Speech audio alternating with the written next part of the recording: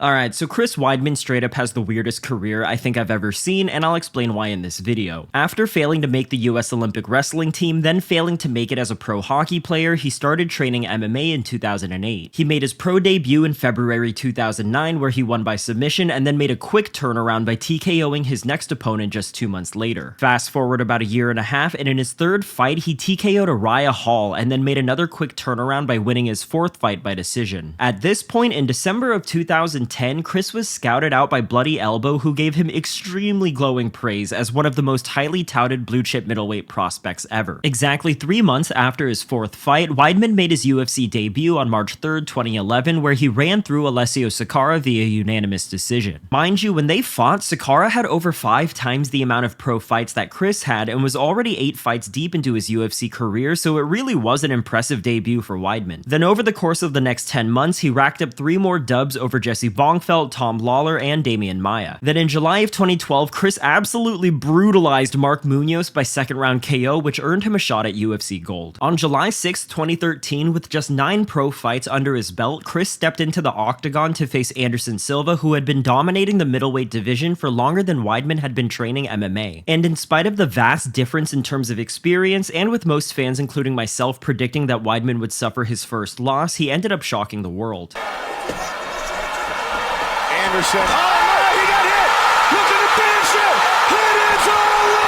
But the thing is, this win was and is still marked with reservations by a lot of fans. And look, Chris won this fight fair and square, but at the same time, I really don't think it's that ridiculous to wonder how this fight would have played out if Silva didn't spend the entire time showboating and taunting Weidman. I mean, the idea of Weidman, a wrestler, knocking out Silva, the greatest striker of all time, while Silva's hands were down, and as he was hitting the shimmy, had people calling for an immediate rematch. And in their next meeting, despite Chris fighting out of the red corner, he once again found himself the betting underdog, as many fans viewed the result of the first fight as a fluke and that Anderson would take things seriously this time around. However, out of all the possible ways that fans thought this fight would end, nobody in the world expected this. Oh, nice. He checked it. No. He hurt himself. He hurt his leg, and it is all over. Yeah, regardless of whether you were rooting for Chris or Anderson, I don't think anybody was happy to see the fight end in this fashion. It was a gruesome, horrific, and weird conclusion to a highly anticipated rematch that once again left many fans wondering on how this fight would have played out if Silva didn't break his leg. But at the end of the day, a win is a win, and this freak accident earned Chris his first title defense. He followed up his win over Silva by winning a very clean decision win over Lyoto Machida, where he controlled the pace of the fight almost every step of the way. Then he defended his belt a third time against Vitor Belfort, where Weidman had to recover from being hurt on the feet but turned things around and finished Belfort in the first round. After these 2 wins, not only did Chris maintain an undefeated record of 13-0, but he earned the distinction of defending his title 3 times, which is a distinction that only about 20% of all UFC champions in history have been able to achieve. And even though his fights with Silva still had some fans doubting his legitimacy as a champion, Chris really was on top of the world. But oh boy, this is when things start to get ugly for the guy. In his next title defense against Luke Rockhold, Chris walked into the fight a slight betting favorite. The first 2 rounds were pretty evenly matched, despite 2 of the judges scoring it 20-18 for Rockhold. However, Chris really seemed to crumble under the pressure of Luke's offense and threw one of the most historically awful spinning hook kick attempts that immediately made Joe Rogan laugh at how poorly he threw it. Shakes his head. Oh, look at that. Went for a wheel kick. Rockhold takes him down. This mistake paved the way to Luke teeing off on Chris for the remainder of the round, and when the bell sounded, it was clear that Weidman was badly concussed to the point where he had to grab onto the cage while he was standing in his corner. Chris was clearly still out of it as he walked out to start the 4th round and didn't have the wherewithal to stop one of Luke's takedowns. Over 2 minutes of non-stop ground and pound later, Herb Dean stepped in and stopped the fight and officially ended Weidman's title reign. It's crazy, man. This was a really close fight, and I would argue that Weidman was probably winning the 3rd round up until the point where he sold the entire fight by throwing that spinning hook kick. And in a game like MMA where you can lose your belt if you zig instead of zag, this singular moment of complacency really did cost him the title. Anyways, Chris tried to get back in the win column when in his next fight he faced off against Yoel Romero. And again, this was another really close fight where all 3 judges had it 1-1 going into the 3rd and final round. However, not even 20 seconds into the round, Chris got lured into a trap and was promptly put on Yoel's highlight reel. Flying knee. He knocked him out. Wow. That's it. This fight's over.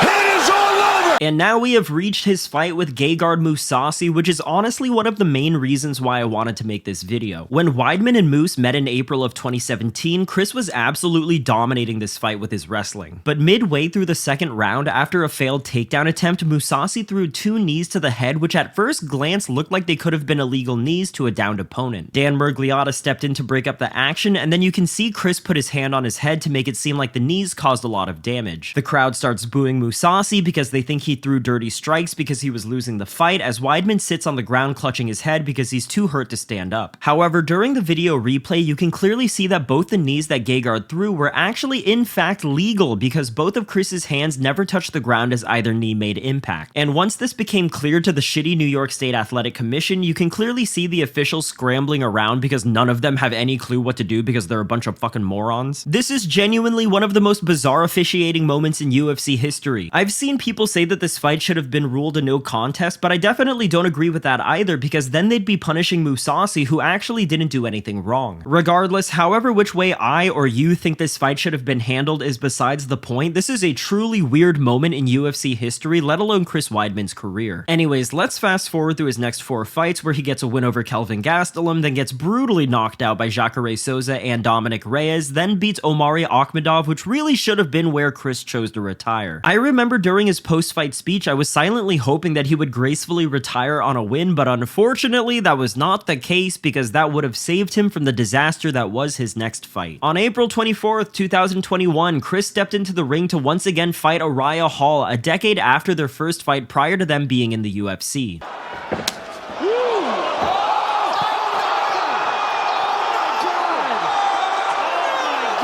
Obviously, it does not take a genius to make the connection that several years prior, Chris was on the winning side of a freak injury leg break against Anderson Silva, and now it was him that had his leg snapped. I mean, throughout the entire history of the UFC, there's only been 4 cases of leg breaks such as this, and Chris has been involved in half of them. What are the fucking odds of this? Yeah, I don't know what else to say about this one besides how utterly insane it is that this happened to Chris after the Silva 2 fight. Okay, so let's talk about the very infamous Bruno Silva fight next, because on March 30th, 2024, Weidman stepped back into the cage and marked his 15th year as a professional fighter, which is a noteworthy achievement in and of itself. However, this fight has really turned many people off of Chris and has damaged his reputation amongst fans. Because throughout this fight, Chris stuck his fingers in Bruno's eye not once, not twice, not thrice, but 4 times. And the worst part about it is that Bruno was handed the loss in this fight. Chris was poking Bruno in the eye so hard and so often that it was almost as if he was trying to poke his brain. And even though after it became clear that the strikes that led to the finishing sequence weren't punches but instead a 1-2 eye poke combination, the commission, if anything, this fight should at the very least be a no contest, but if Chris was disqualified for all of these eye pokes, whether intentional or not, I wouldn't be mad at that either. And I'm never going to celebrate a man getting TKO'd, but there's something about Chris losing to Eric Anders last month that just feels like karmic justice. And yeah, that's basically everything that I wanted to talk about in this video. Of course, every UFC fighter's career is filled with ups and downs, but when it comes to Chris, it really feels like his career has had ups, downs, left turns, right turns, U-turns, and even a couple of barrel rolls mixed in there as well. In a fighting career where he started off 13-0 with 3 title defenses that turned into 3-8 in his next 11 fights, it seems like weird situations seek Chris out specifically. Anyways, that's the video for today. Definitely let me know what you think about Chris's career. What's your opinion on him now that he's been in the UFC all these years? As always, if you like the video, then like the video, and if you haven't subscribed to the channel yet, please do so. I appreciate you for watching, and I'll see you on the next one. Bye.